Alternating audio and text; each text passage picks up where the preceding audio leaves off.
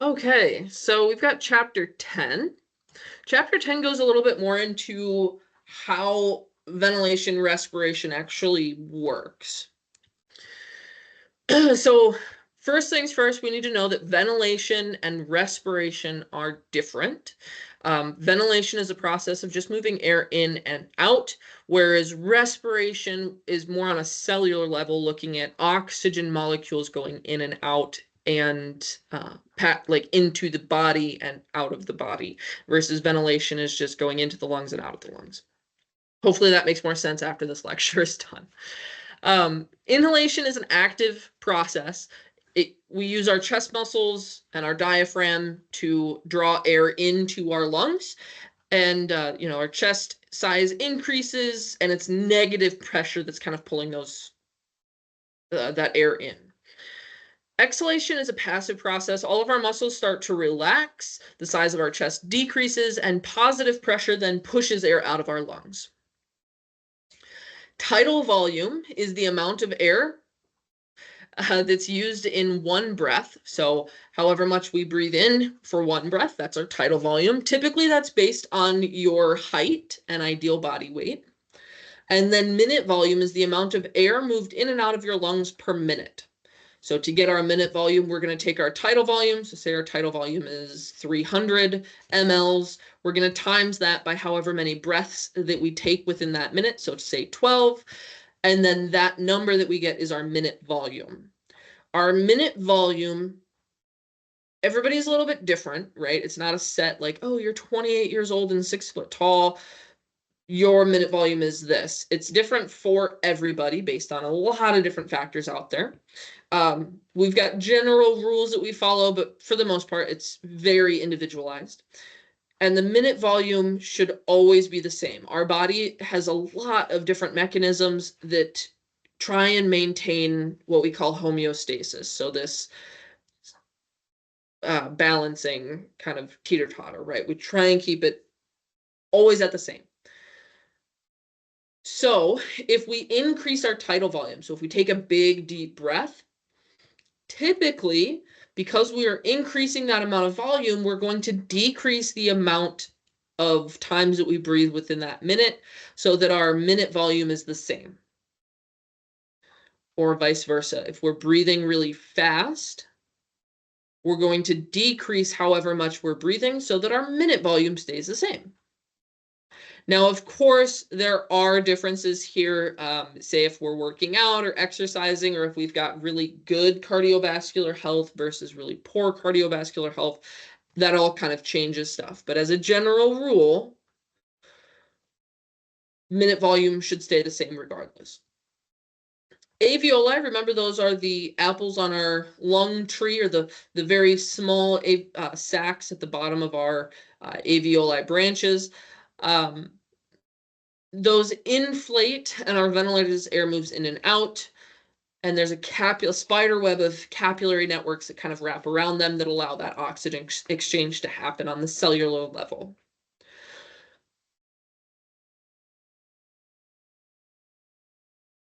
I'm just reading, make sure I'm not forgetting anything here. Diffusion is a process that allows gases to move from a higher area of concentration to a low area of concentration. So that is the movement that we rely on when we're looking at our gas exchange within our body. So our oxygen going in, carbon dioxide coming out. Pulmonary respiration refers to diffusion of that oxygenation and carbon dioxide. Cellular respiration is diffusion of oxygen and carbon dioxide between the cells and the circulating blood.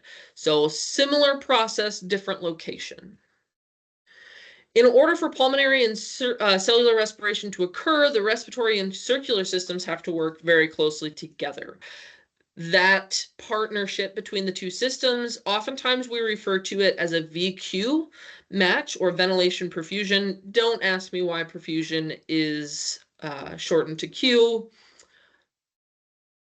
Medical field is funky sometimes. So ventilation perfusion or VQ match. So if something's not working within that, we've got a problem. So if, say, the heart isn't pumping, but we're still well, it'd be more the other way around. Our heart's pumping, but we're not breathing. We've got a VQ mismatch and bad things happen. Mechanical failures of the cardiopulmonary system limit the ability of chest to create pressure changes, stab wounds, loss of nervous system control, painful chest wall injuries, etc.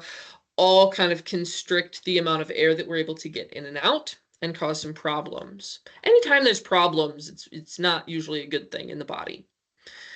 Interrupted gas exchange impairs the ability to diffuse oxygen and carbon dioxide. So lots of different things can affect this. Oxygen, regardless of where you're at within Earth's atmosphere, whether you're at 10,000 feet or sea level, the percentage of oxygen in the air stays the same. It's always 21% oxygen. Now, our body's ability to uptake that oxygen changes based on the atmospheric pressure.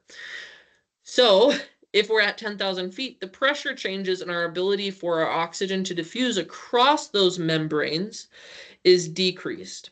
So there's still enough air, per se, our body's ability to uptake that air is limited. Circulation issues can also cause some problems when we're looking at getting oxygen into our cells. Significant blood loss would be, a lack of blood available to circulate that oxygen, or insufficient amounts of hemoglobin, so like patients that are anemic, can also cause problems with the transportation of oxygen. So with respiration, our brain and our body cells need a steady supply of oxygen to maintain normal function. So again, kind of going back to homeostasis, right? Our homeostasis is incredibly important when we're talking about our body and the functions of our body. Everybody has a normal, and normal in quotations, right? But everybody's normal is slightly varied, and it's varied based on all different things: age, height, gender, hormones, physical fitness. All of those things kind of change what your personal normal is, but we all have a normal. And if our body is constantly trying to keep us at this normal, whatever that is for you or our patient, right? Always trying to work on that. And we see that, right? And that hopefully you know about some of these things, like if we get cold, we get goosebumps and we shiver, right? If we get hot, we start to sweat. Those are just very simple examples, or I shouldn't say simple because it is kind of a complex way on how all of that happens, but fairly normal examples, right? So things that we're used to of our body trying to maintain homeostasis, right? Diving into that on a deeper level, our body continues to do the same thing in all aspects of our life, right? Our body functions. So our brain, our body cells need a steady supply of oxygen to maintain that normal. So if we don't have enough oxygen for whatever reason, our body is going to start to work to get us more oxygen. Very first thing we tend to do is start breathing a little bit more. We start increasing our minute volume, right? Yes, I know minute volume has to stay the same, but that's at our homeostatic level, right? Hypoxia is the term used to describe low levels of oxygen, and hypercapnia is kind of the opposite. So if we have, well, I shouldn't say the opposite, but it's high levels of carbon dioxide. So typically you'd have both at the same time. People that have low oxygen function will probably have high carbon dioxide. Hypercapnia is, words are hard today. Hypocapnia is low levels of carbon dioxide, so that's kind of the opposite of it. We need to assess the cardiopulmonary system by evaluating how well oxygenation is happening, and how well carbon dioxide is removed from the system. So we do that by monitoring devices. We have our vital signs, right? We've got SpO2 sensors. We also have something called end tidal, and end tidal measures the carbon dioxide that's leaving the body. We don't really start looking into that until EMT 2 or that EMT basic level. But know that there is a way to monitor that. When our systems fail, our bodies try to compensate, right? Our bodies are constantly trying to keep that balance. So we do things like increase our respiratory rate, increase our heart rate, increase constriction that's happening, and etc., right? Just trying to compromise or compensate. When we have a patient in respiratory distress, our compensation is working. The systems are working. Patient might have a normal mental status, their skin color is still probably good, and they'll have some normal pulse oximeter readings. But they're a little short of breath, right? Can definitely tell something's wrong. Respiratory failure is inadequate breathing. So our compensation systems are no longer working, and the metabolic needs of the body are not met. So we don't have enough oxygen within our body for our normal functions to work appropriately. Respiratory failure is the precursor to respiratory arrest. Respiratory arrest means that you're not breathing. Arrest is like stop. Inadequate breathing occurs when a challenge is too great for the body's compensatory mechanisms. So the rate of breathing, the depth of breathing, or both fall outside those normal ranges. And recognition requires keen assessment and skills and prompt action. So when we're looking at our assessment, when are we assessing our respiratory function? Hopefully you all said breathing or B, A, B, C. So we need to first determine, is the patient breathing? Second is whether or not that breathing is adequate. So signs of adequate breathing would be equal rise and fall in the chest, air leaving and entering the nose and mouth, air felt moving out of the mouth and nose, skin looks normal, rate, rhythm, and quality of that breathing is typical for the patient. So they're not, breathing super fast or at a weird rhythm. Signs of inadequate breathing, pretty much everything we just said, but the opposite. So they've got altered mental status, absent or minimal chest movements, breathing that's limited to the abdomen with adults, no air that's entering, diminished lung sounds, or abnormal respiratory sounds, that crowing, stridor, gurgling.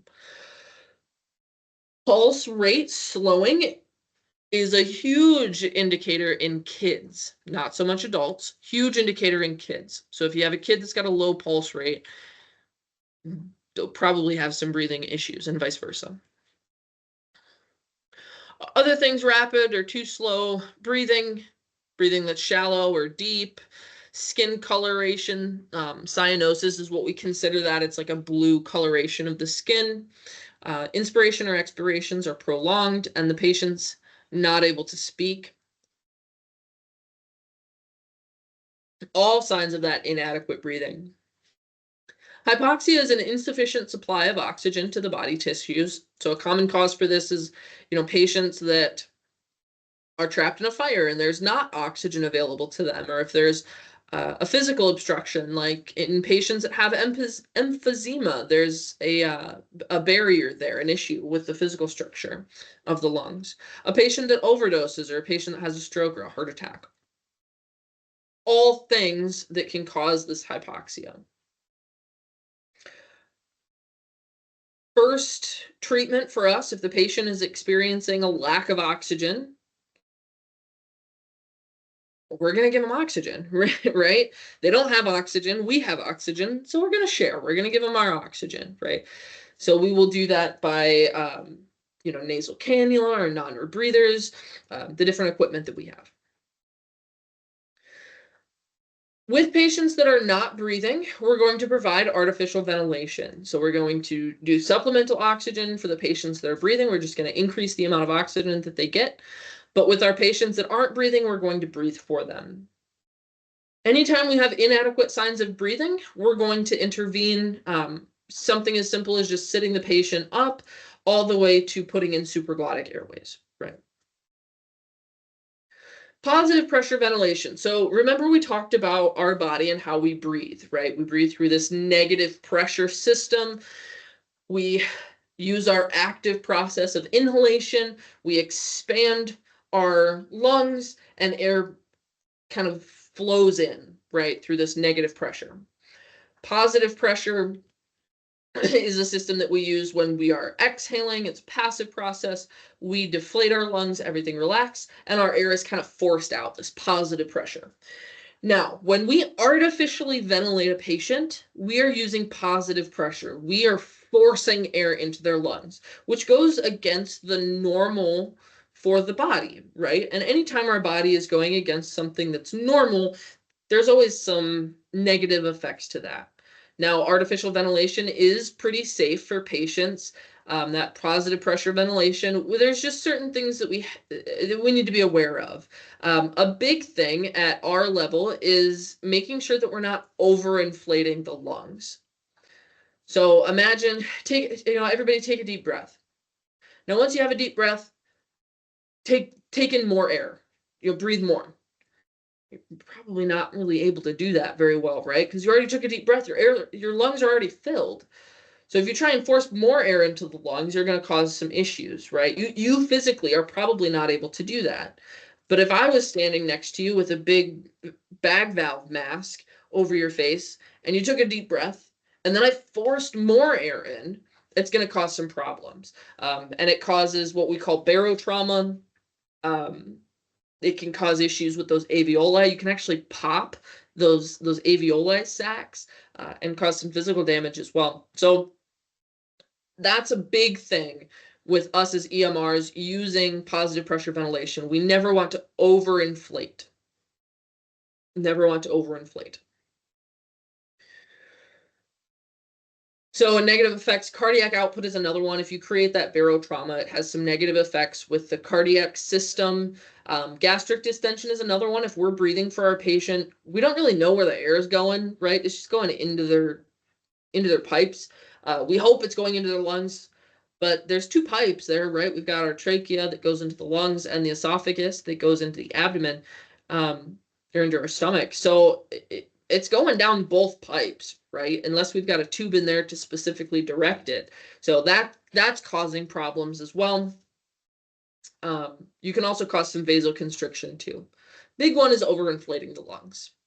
So 3 common methods for artificial ventilation is a mouth to mask. So we are putting our mouth on a mask and blowing air into our patients. 2 rescuer bag valve mask. So 2 rescuer, excuse me, 2 rescuer is we've got 2 providers that are holding on. One person's holding on to the mask, getting a good seal, and the other one is holding on to the bag and breathing for the patient. And then 1 rescuer is 1 person holding onto the mask and breathing for the patient at the same time. So this is one of the funky questions that EMS testing throws. It's like, oh, if you don't have mouth to mask, like what's the next preferred method? If you have the ability to put supplemental oxygen into a mask, that's the preferred method. Don't ask me why. I've literally never seen that, never done that. EMS testing has some weird questions in there. That's the answer, though. You're going to do supplemental oxygen with mouth to mask ventilation. So these are listed in the order of preference per the book. Now, what way do you think we always use in EMS? 1 rescuer bag valve mask. That it's not the gold standard, but it is the reality of EMS. Oftentimes we only have 2 rescuers, and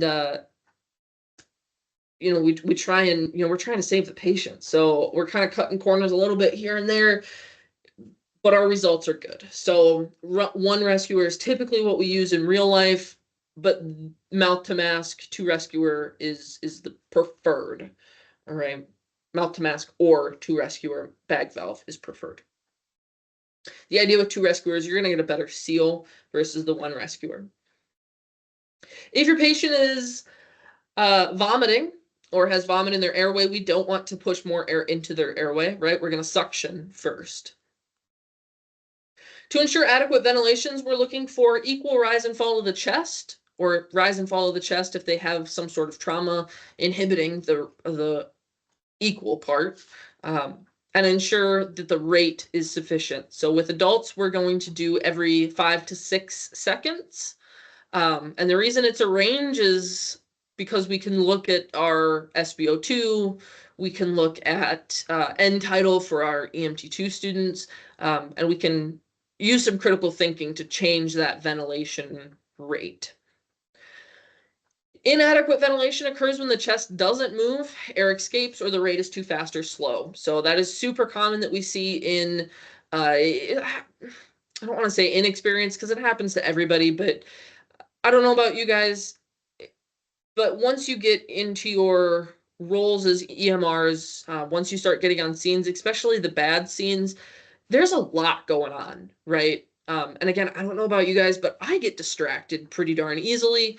And if I've got, 7 firefighters running around and 3 EMTs talking about patient care and the patient and family members yelling and bystanders videotaping and law enforcement doing law enforcement things and tow trucks and like all these things that can happen on these bigger scenes, I have a hard time concentrating on counting to 6, right? It may seem like a super easy task, but you can get distracted really easily, right? And you get fatigued, right? When when you're doing it for 5 minutes, it's pretty easy. But when you're having to do it for 45 minutes, it's like, oh my God, how that's a lot of counting to 6 in 45 minutes, right? So it's a really important job. We should be staying as focused as possible, but it happens where we start administering inadequate ventilation. So we do really want to pay attention to that. We shouldn't be using mouth-to-mouth ventilation. That's something that they used to teach. So if you took, say, a CPR class in, several years ago, 10 years ago, you may have been taught that this mouth-to-mouth ventilation. It's not something that we use. We should, at very minimum, be using some sort of barrier device between us and the patient. That goes back to scene safe. Our personal safety is paramount, and going mouth to mouth with a stranger is not the safest thing, right? That being said, it does still work. We may have some TAs that will say like, oh, you can do mouth to mouth if you want to. They're kind of that older style of teaching. Does it work? Yes. Should you do it on strangers? No. If it's something where you've got, your mom or your kid or, knocking on wood for you guys, but if it's something like that where you've got a close family member that's experiencing this and you don't have a BVM, then yeah, it'll work. I trust that my mom doesn't have hepatitis or AIDS or like any of these things. I would go mouth to mouth. But if I had a BVM, I'd certainly do that over mouth to mouth. When ventilating a patient who is breathing rapidly, we do try and kind of time the ventilations a little bit. So if we've got a patient that's completely unresponsive and they're breathing at a rate of 30 times per minute, 30 is way too much. Normal ventilation for an adult is 12 to 20. So if they're breathing at 30, that's way too much. What we'll try and do is count the breaths, and then maybe like every 6 to 10 seconds, I would say, we try and give a big breath so that they're kind of shocking their system a little bit so that hopefully they reset things and they're still getting an adequate amount of oxygen.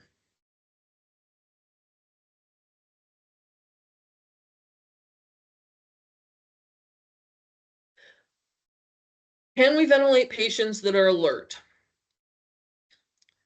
Yes, with a huge BUT, capital letters. But most of the time we do not need to, and it's inappropriate. So I noticed we haven't had any slides that have our BVM in it. So for those of you that maybe haven't read the chapters yet, although you should have, but we'll get a BVM up here. So this is a BVM device. I'm just gonna bring this over. It's if you watch shows like Grey's Anatomy or The Pit or ER or whatever, you've probably have seen this, right? You're probably not completely unfamiliar with the idea that this exists.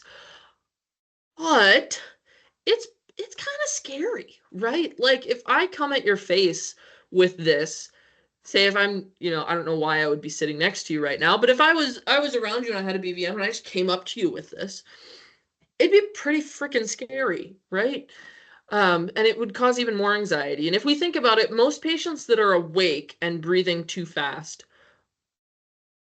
usually it's anxiety attack or panic attack that's causing it. So coming at their face with this thing is not going to help the situation at all, right? So that's why I say most of the time, if your patient is alert, yes, you can use this.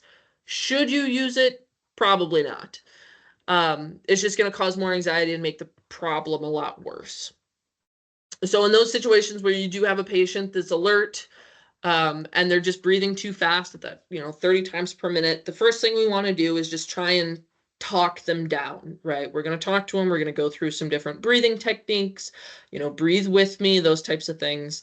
One thing I found that works fairly well is if, say you've got like a 16-year-old that's having a panic attack, if you've got one of their family members that isn't and is willing to participate, you can have them kind of sit behind them so that the patient can feel the breathing rate of the parent or guardian or sibling or whatever, and then try and have them time their own breath. So they're kind of breathing with the person that's sitting behind them. That can work.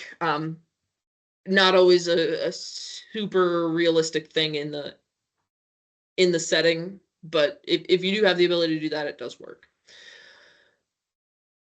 When we are breathing for our patient with the BVM, we're putting the mask over the patient's mouth and nose, making sure that there's a good seal, and then doing squeezing the bag until there's chest rise.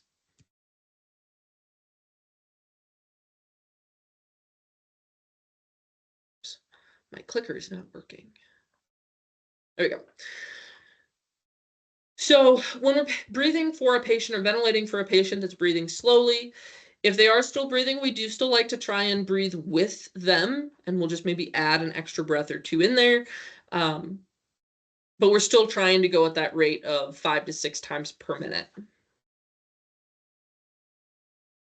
Opening the airway, remember back from the last chapter, we're going to position the patient's head. We're going to do either a head tilt chin lift or a jaw thrust maneuver.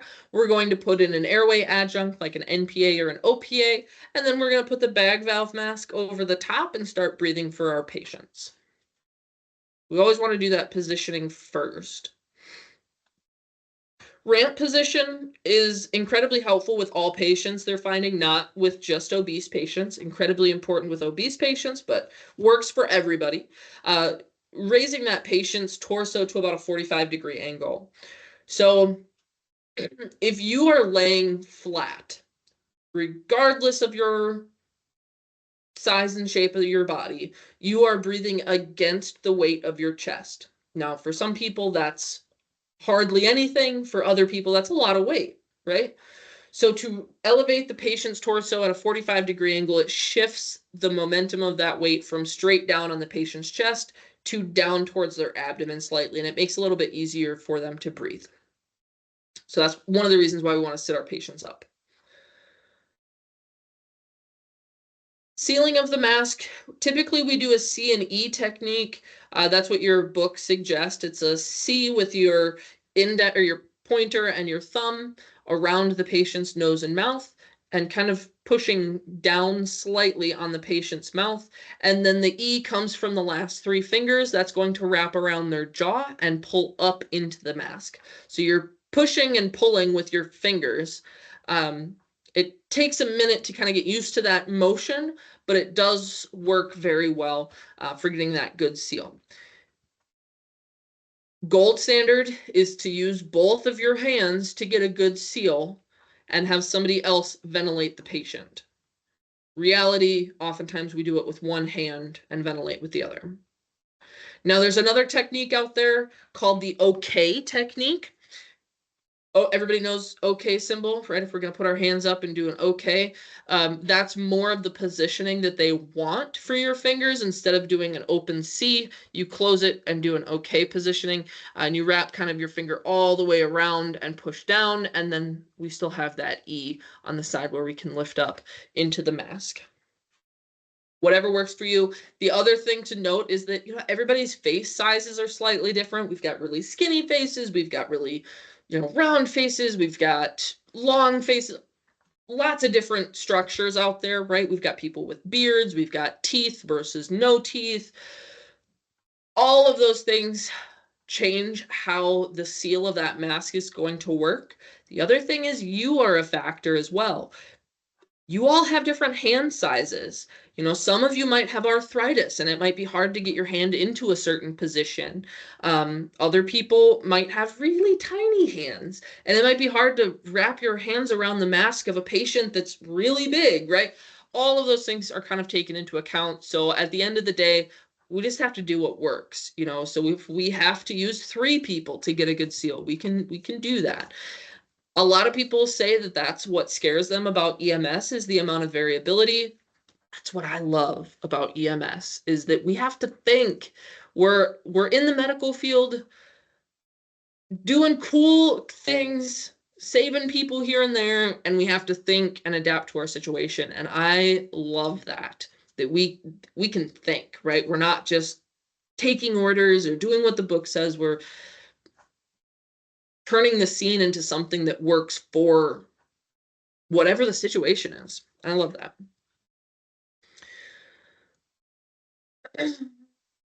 Talked about that. This is a mouth to mask. This is, we call these pocket masks. They come in these nice little cases. This is something that if you're working for a first responding only service, you may have one of these at your disposal. Depending on if you've taken a CPR class or where you've taken it, you may have been given these. When I took my initial one, we had to buy these for the class. Southwest Tech doesn't do that, but you may have these or have seen these. They come with a one-way valve on them so that you are not like getting particles of vomit and stuff coming back up at you, which is really nice. While I don't see these used on ambulances very often, they are great to put in your first aid kits at home or in your vehicle, just in case you run into a situation where you need one without your ambulance, right? The first time I ever did CPR on a patient was actually at a cousin's softball game, and I was just there watching our game, right? I wasn't working or anything, and we ended up getting him back. It was kind of crazy. You can add supplemental oxygen to some of these masks. Again, this isn't something I see very commonly used. Book answers, this is the preferred method. EMS testing answer, that's the preferred method. So here we've got some pictures of the BVMs. The one on the top, this bigger one, is of course for bigger people. This is like the adult size.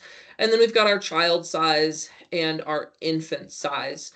Note that each one of these has way more oxygen delivery capability than is needed for the size that it's for. I don't know why they do that. Most adult BVMs have 1,000 mLs that can be pushed through them.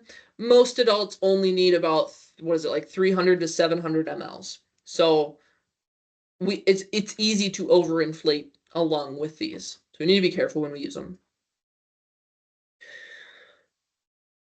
So we always want to attach oxygen to our non-rebreathers when we have the ability. Can we use them without oxygen? Yes, absolutely. We're just going to be delivering room air, which is 21% oxygen. If we hook it up to an oxygen canister, that's 100% oxygen going into the patient. So it ends up being a little bit better for the patient, at least on the short term. So this is what that 2-person technique looks like, getting a good seal with one person, delivering oxygen with the other, and we do have it hooked up to an air tank. We can certainly use this during CPR. If we are using it during CPR, there is a ratio, so 30 to 2, 30 compressions to 2 breaths with the BVM. If we have one of those supraglottic airways in place, so the king tube, the eye gel, then we change that ratio and it's 1 breath every 6 seconds and continuous CPR. Improper ventilation rates can certainly harm those patients. That's where we have, the barotrauma and the vasoconstriction that happens with too much ventilation. Hypoventilation means that our patient isn't getting enough oxygen, and of course that causes its own set of problems, right? About every 5 to 6 seconds for adults and about every 3 to 5 seconds for children is our ventilation rate. It should be kind of a slow and gentle when we're squeezing the bag. We shouldn't be going, super fast with it. Honestly, I only ever grab the bag with about 3 fingers, 2 fingers and a thumb to squeeze. That helps me remember to not overinflate. If you grab it with your whole hand, it's so easy to overinflate those bags. So just be careful. Oxygen therapy. So oxygen is very important and beneficial treatment for our patients. There are 3 major issues with supplemental oxygen, though. It is a drug, and we should be treating it as such. Too little, too much can cause some issues. So we need to treat it with respect, right? There was a time where it was like, oh, everybody gets all the oxygen we can give them, 15 liters, 100% of the time. That's something we're trying to get away from. There are negative effects to having too much oxygen into your system. However, that being said, it's a pretty safe drug to give, right? We just need to use our heads a little bit, right? There's a term that we use in EMS called cookbook medicine, where it's very like, we're going to follow the steps. We see this, we do this, we see this, we do that. We're trying very hard as a system to get away from that, to actually think a little bit like, okay, yeah, they're short of oxygen. We need to give oxygen, but how much do we need to give? Well, they're really, they're breathing, they're alert, they're oriented, their SpO2 is at 94%, or I should say 90. Yeah, we'll go with 94%. We'll give them 2 liters versus 15 liters for everybody. All right. So we want to think a little bit about the situation in our patients. There's portable oxygen tanks that we use. There's different size cylinders. Most of the time we're going to be using these like D&E cylinders. The bigger ones are ones that are attached to our trucks, and they are huge. Oftentimes they have lifts that are attached to the truck that will help you get them into the vehicle, so that you're not hurting themselves. Again, every ambulance is just a little bit different, so know your equipment and what you're working with. Otherwise, our portable ones are usually in some sort of bag that we can carry. Cylinder safety. Cylinders should always be on their sides so that if it does fall, we're not breaking off the regulators or the stems. Mythbusters actually did an episode, and an oxygen tank that sized, if it's broken, can go through like several, I don't remember how much, but several cinder block walls before it's finally stopped. So the small ones are just as dangerous, maybe not several cinder block walls, but they certainly pack a punch. So we always want to be really careful with them. We should always be using medical grade oxygen. That's something that you probably won't ever have to deal with unless you start getting into supply requisition and stuff for your service. The valve should be fully open and then close a half a turn to prevent someone trying to force that valve. We always want to store those cylinders in nice, cool, ventilated areas, and they should be secured in place wherever they are secured. Never drop a cylinder, let it fall against anything. So that's part of, leaving it laying down. It's just a lot safer. And then, of course, don't smoke around it. So this smaller tank is our portable one. This longer one, I haven't seen those used in EMS. Typically, those are like home oxygen use. Like if a patient goes home from the hospital on oxygen, sometimes they use these. Even then, I'm not seeing them as often. Oftentimes, patients have like oxygen concentrators. So it takes like normal room air and concentrates it and then delivers it to the patient. Those are more common than these. But this lower one here is super common. This is what most everybody uses. And then we've got our oxygen regulator up here. In our ambulances, we have something that we call oxygen trees. They, let me see if I can look up a picture. Oxygen tree. Nope. Okay. Um, so I know I spelled it wrong here, but I think they called them oxygen trees because this kind of bottom part here kind of looks like a tree. That's kind of the classic look of them. But this is another way that they look too. So we call them all trees. They go straight into the um, ambulance, and then we connect or oxygen tubing to it, and then there's a little regulator here. Most hospitals have these as well because it's hooked into their main supply as opposed to like portable oxygen. This here is a regulator or flow meter. This is fairly standard. It's kind of an older style here, but fairly standard. There's a high flow valve on it. As EMRs, you will never use that high flow valve. That's something that paramedics and critical care paramedics will use, but you should have no reason to use the high flow valve. There's another little kind of point on these that you would hook our tubing to.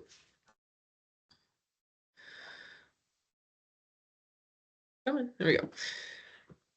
With those regulators, we can control how much oxygen we're giving the patient. It's always going to be 100%, but that flow of oxygen is what we change, and we regulate that by liters of oxygen. So here you can see we've got the gauge. Right now it's at, obviously it's not connected to anything, so it's at 0. When it's connected and securely, properly fastened onto the oxygen tank, if it's full, it'll go all the way up to 2000 PSI. Note that it's the pressure in the tank, not the amount of liters in the tank. So we tend to change our tanks out when it gets to be around 500 to 600 PSI. Again, this is our high flow regulator port, and then this little piece down here is what we actually connect our oxygen tubing to. And then we regulate the flow by a dial that's over here on the end. So this is at 0 right now. It goes all the way up to, most of them go to 25. Humidifiers are great things when we're dealing with oxygen delivery, but in EMS, we don't usually have humidifiers available to us. That's something that they use in hospitals. Non-medical hazards are extremely rare and can be avoided by treating equipment, properly. If the tank is punctured or the valve breaks off, it can basically become a missile. So we want to make sure that we are using this appropriately and exercising appropriate amount of caution around it. So there for a while, they were saying that we shouldn't be giving oxygen to patients with COPD, that it can destroy their hypoxic drive. We've gone away from that, I think, officially. We've gone away from that. Again, this is another thing that it's constantly changing. There's different reports coming out, different studies coming out. So you have to be a little fluid with some of this stuff, but we never want to withhold oxygen from a patient that needs it, regardless of whatever underlying condition they have. When you start working, you may or may not run across people that are still saying that we shouldn't give patients oxygen for this or that reason. We should. We never want to withhold it. The reason why they were worried about it is because COPD patients rely on something called a hypoxic drive to regulate their breathing. And giving them too much oxygen destroys that hypoxic drive because they are no longer hypoxic. So their body thinks that they don't need to breathe anymore. It is a very real thing, but they were finding that it takes a while, like a long while, for the hypoxic drive to be overrun with oxygen. So even if you were giving 25 liters of oxygen at 100% oxygen for several hours, it wasn't having this effect that they thought it would. So if you were going to send a patient, like if you were a physician and sending a patient home with oxygen, that's where you would really want to start worrying about this. But in the emergency setting, it's not something that really affects our patient in that short amount of time. We can deliver oxygen through several different ways. This is another thing that we're going to be going through in our skills day. Just gonna, oh no, our pictures aren't on there. Oh, that's so sad. Okay, so I'm Googling a lot of pictures today, but so a nasal cannula, actually, let me backtrack. So when we are delivering oxygen, we want to pick the appropriate delivery device for the patient's level of distress. Whatever you start out with is never wrong as long as you are willing to change the device to accurately match the distress, right? So if you've got a patient, let's use our imagination here. If you've got a patient that is breathing at a rate of 20, say they're 18 years old with no significant medical history, suffers from anxiety, panic attacks. It's the only significant medical history. Their SpO2 is at 93%, saying they're having a harder time breathing. That, to me, would be kind of a lower level of need on the emergency scale, the fictitious emergency scale, right? So I would go with something that delivers lower amounts of liter flow for the patient. And typically that's going to be a nasal cannula. Now, if we have the other end of the spectrum, where we've got a patient that's super short of breath, they've got a history of COPD, so they've got the possibility of having some damage to their lungs there. Their SpO2 is at 85%, really struggling to breathe, I would go with something that can deliver more oxygen faster. So that's our non-rebreather. So I've got an image here. This is a nasal cannula. This is, again, if you've watched any sort of medical show, maybe you've even had this on at some point. This is our standard nasal cannula. Goes into the nose, super comfortable to have on. It delivers a lower amount of liter flow. So this is 6 to 8 is what the book says. 8 is definitely the hard stop, right? We don't want to deliver any more than 8 liters through this. If you do, it like whistles. So we want like a high flow nasal cannula, which is actually what this older lady has on here. And it's specifically meant for higher flow rates.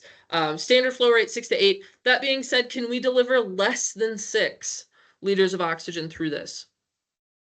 Yeah, absolutely, right? If you think your patient just needs like 2 or 3 liters, go for it, right? It's whatever you think your patient needs. Book answer 6 to 8. Now with that, after nasal cannula, we've got something called an oxy mask. Mask. Oxy mask is a little bit different. This, honestly, I don't think I've ever seen these used out of hospital. Hospitals will use these.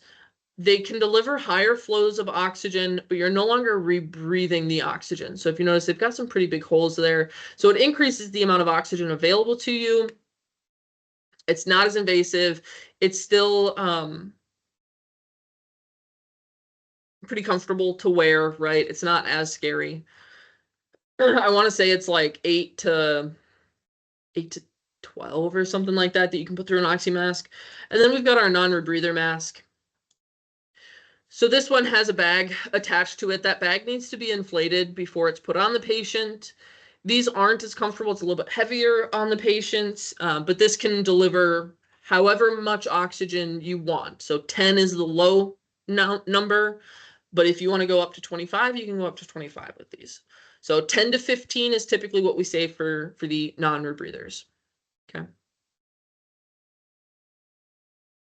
So that's what these next few slides are going to show you pictures of that you can't see because they didn't load for whatever reason. Tracheostomies. So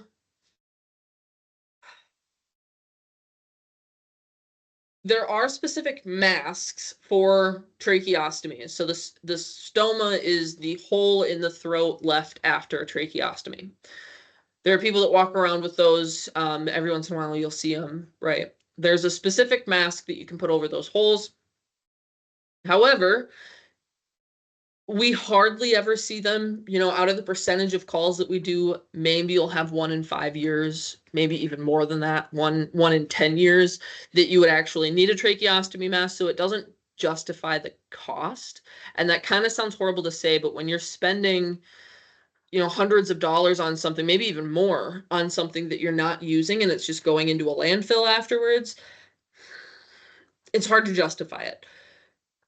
And that's the other thing. Pretty much every single disposable equipment that we have on an ambulance has an expiration date. And if we use it past the expiration date, we are at we're open to getting sued, essentially, right? Not that, an oxygen mask would function differently 5 days expired, but you get the idea, right? We shouldn't be using them. So typically we don't see these tracheostomy masks. What we do is we'll use an infant BVM mask, put that over the stoma, and then attach oxygen straight to it. Kind of already talked about that. Facial injuries. So if we have a patient that has some facial injuries, definitely we'll be needing to suction. Airway adjunct, as long as we are not putting an NPA in those patients, it should be good. So OPAs, we may need to have an endotracheal tube placed, so make sure that you're calling for your ALS services. Dental appliances, we talked about this last chapter, but make sure if it's fitting appropriately, just leave it in. If it's not fitting appropriately or falling out, take it out. Keep it with the patient and transport to the hospital. Anatomic positions for our infants and kids, remember their airways are not the same. Yes, same structure, but they're proportioned differently. They're softer. So we need to make sure that we're making accommodations for adequate airway management. Elevating their head or elevating their shoulders slightly so their head falls back into alignment, those types of things, right? Use properly sized masks. All those things that I just talked about, nasal cannula, non-rebreather, those come in different sizes. Make sure that you're using the appropriate size one for your patient. And make sure that you're not overventilating your patient as well. That one was the end of this chapter. Stop the recording.